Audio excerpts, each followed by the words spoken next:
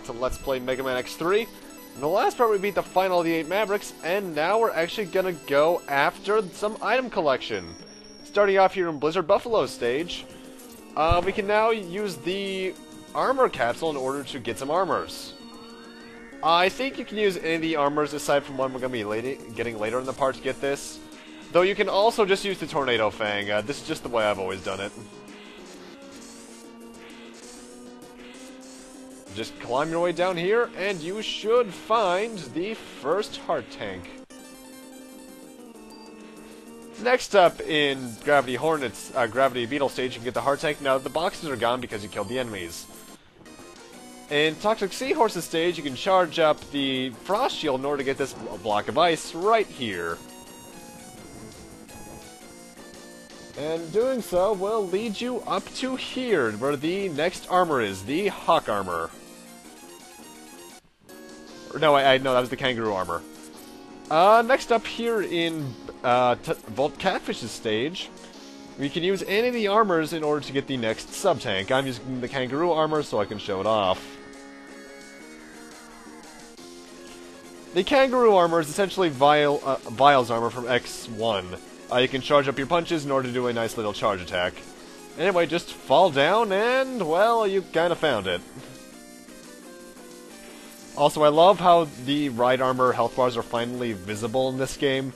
It's one of the things I hate most about X1, 2, and 4 is that the health bars are invisible, same with 6. And finally, in Crushed Crawfish's stage, we can use the Triad Thunder Charge in order to break this. And get the Hawk Armor, which I'm actually going to show off, because I'm not going to be able to use it anytime after this, really. Well, I'm not going to want to use it. The Hawk Armor is actually very similar to an armor back in X4. You can jump and hold the button in order to hover, and you can also shoot missiles. And later in the stage, you can break this wall right here in order to find the final heart tank.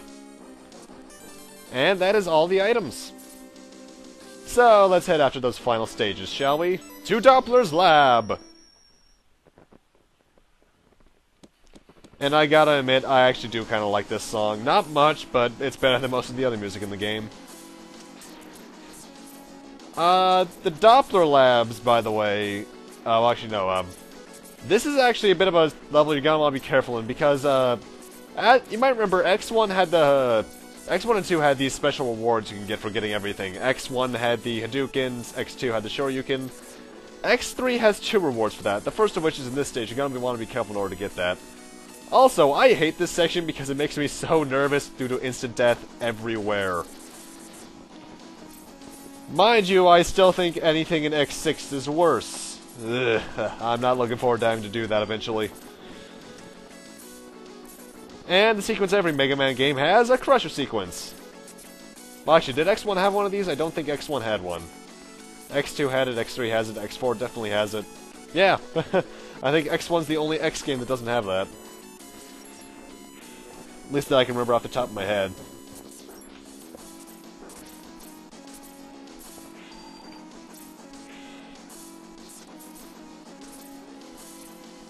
Anyway, we actually have a bit of a mini-boss here.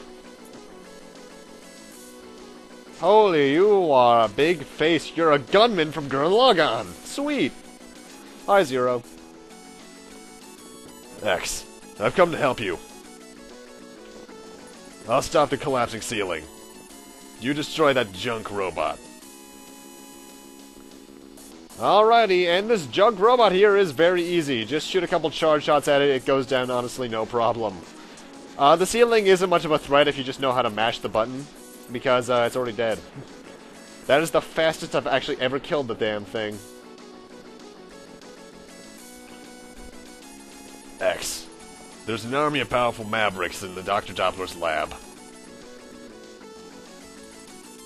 They've been modified by Doppler into war machines. Be careful. I'll watch my step. Thanks, Zero. I'm gonna scout around. I'll catch up later. Does Zero think he's a ninja or something? Because seriously, it's kinda hard to sneak around when you have hair like that. Honestly, I'm not even sure what the point of that whole sequence was. Maybe to hint towards the boss rush that every single Mega Man game has had. In fact, almost every single Capcom game has. Anyway, you gotta wanna not do what I'm doing right here and not take any damage in this section. Why? Well, as we'll find out after a small amount of life energy grinding, we can cling to this wall here and fall through it for a pink Dr. Light capsule. Enter this capsule, X. Install this chip to enhance all your parts. The situation should now be improved. Good luck, X. You remember those enhancement chips I mentioned last part that could enhance all your armor parts, but you can only get one of them? This capsule here is every single one of them combined, along with a nice golden paint job. You can only get this if you have every item and are at maximum health, though, so yeah. So now we can dash twice at any time in the air. We can recover energy by standing still, including our sub-tanks. Our energy shield, our barrier shield thing is now more powerful, and we now have a separate charge shot bar. And as well, we can also cosplay as C-3PO. Sweet! Notice, but I will say, this is only half of the reward for getting everything. Right now I'm showing off that you can indeed switch to 0 at any time. I really should have shown this off earlier. You do this by pausing, pressing R, and then start. And 0 is the exact same as he was during the intro stage. I'm only showing this off because I forgot to really show this off to this point. Although for some reason I find 0's jump very floaty. Also, what is the purpose of that screen there? But anyway, as I mentioned I think earlier, if you're playing as 0 at any point, you cannot fight boss fights. Well, most of them. Also, I have never seen this sprite of Mega Man right here. Or of X. Mega Man is classic. And Anti-Warrior, or Battle Network and Star Force. Anyway, boss time. Hey, Bit. X, I've been waiting for you. It was an impressive victory over Bit.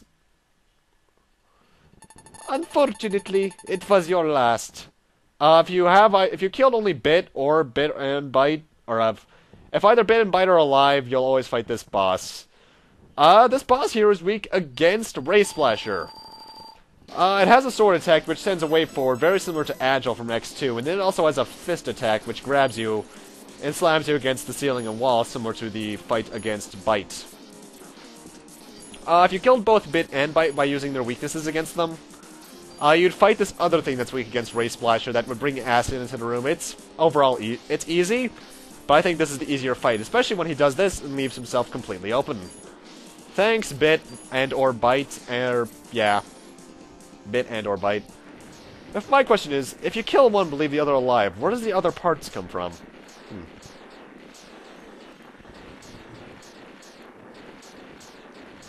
But that was Doppler 1. Very easy stage. Get the gold armor if you can, because it's very useful. And yeah, it's time for Doppler 2. Note, in between stages you do go back to the world map. But I cut that out just for just to save some time. Doppler 2 here is the stage that gets very different depending whether or not you killed Vile. If you killed Vile like I am, you're gonna see the stage I am playing now. If you let him live or didn't fight him, this place is gonna be completely wrecked. The walls will all be damaged or destroyed, and the enemies will be completely different. I guess to imply that Vile threw a temper tantrum that you either didn't fight him or that he lost to you. And then you fight him at the end, where I think his weaknesses are the exact same. The only difference in that Vile fight is that his mech armor is a bit tougher, I think. In fact, I think it's called the Goliath armor. But it's overall easy, all the same. But I'm fighting this stage in specific for a very specific reason that people who have played the game probably know. Anyway, I've shown off every armor at this point, aside from the frog armor, so let's finally show this thing off. Frog armor is only ever useful in either Toxic Seahorses or this stage. What I'm actually doing now is not jumping, this is walking with the frog armor. And it's kind of pathetic and above water. Once you reach the water, though, not only can it jump really high, if you can time them correctly, but its missiles become homing missiles. So it has its uses. Unless you mean you accidentally forget to jump. Oh well. Okay, I'm suddenly very glad I got that double dash. I forget, did any other armor in the X series allow you to dash twice in the air? I don't think they did. I think the closest we got was dashing and then Nova Striking in X4 and 5 and 6. Eh. Anyway, I'm switching to Zero because these are the only boss doors you can actually enter with Zero, for a specific reason that I shall show.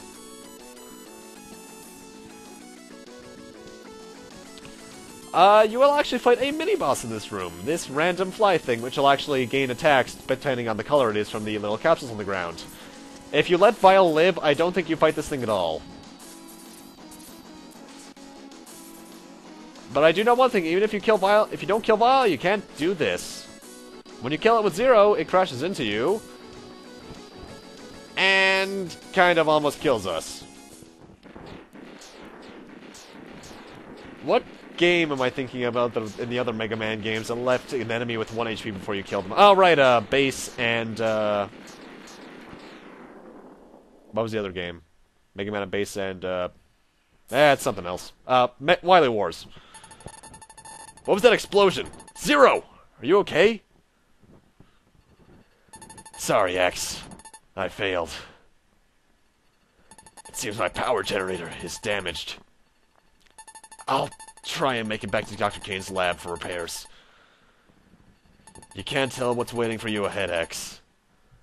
You better take my beam saber with you. Crush them all, X. You're our last hope.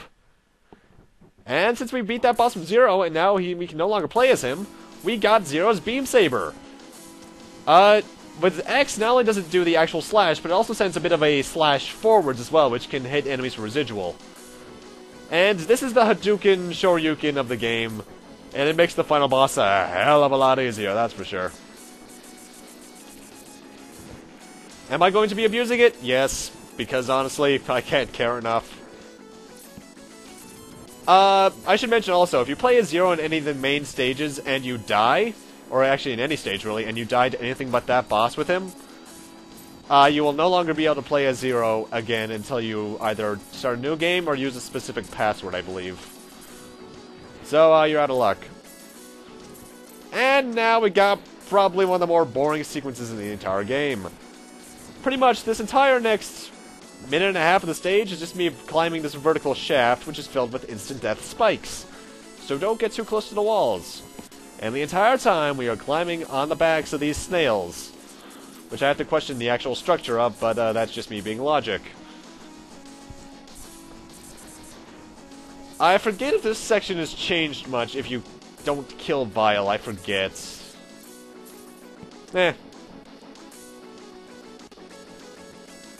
Also, I mentioned it last part, but, oh, well, first off, here's my auto-heal coming in because of the head chip. That's pretty useful. That does also fill up sub-tanks, so I'm actually going to be filling my sub-tanks up using that in between parts.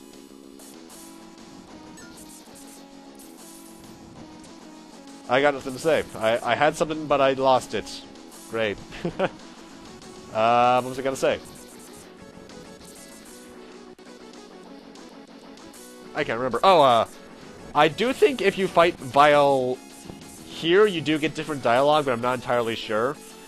In fact, I will say, one thing I do like the Doppler Castle for is that there are a lot of alternate cutscenes you can get depending on what you did. And while I'm not going to show it all, that's actually pretty cool how they at least thought that much through. It's pretty much X5 and 6 before X5 and 6, really. Mind you, X5... Well, I was about to say X5 and 6 are good games, but only X5's a good game. X6 is kinda... I can't tell if I like this better or worse than X6, actually. Anyway, time for the boss. Who reminds me a lot of this one boss in Mega Man ZX1, actually. I forget what his name is, though. This boss here is weak to Triad Thunder. However, I'm going to not only hit him with it once, and then use the Beam Saber for the rest of it. To use the Beam Saber, you do need to charge all the way through to green, so it'll take some time, but it's well worth it due to the power. Because, just watch his health bar right now. Yeah, that's about half of it. And if I had just let the little slash that comes out of the saber hit him, that would have hit him a couple times, so that would be kind of deadly. This guy, in terms of attacks, only really throws those little sickles at you. It's nothing too big. Or too powerful, really. It's pretty easy. Charge shots are a pretty good option, too. Oh, I actually should mention this. Getting the beam saber screws you out of the good ending. Mind you, the good and bad ending don't have much of a difference, but if you're going for the good ending, don't get the beam saber. I'll still be editing in the good ending, but yeah. But mind you, I don't know why you wouldn't go for the beam saber, because it's so good. Then again, it's the same argument with the Chrysagram and Symphony of the Night. Why make the game too easy, though, mind you, Symphony of the Night is a really good game, whereas this is just kinda eh. Ah, well. But with that, I'm gonna need to end this off here. Thank you guys for watching, and in part 6, we are either going to be ending off the game or getting very well close to it. I'm not sure at this point. See you guys then.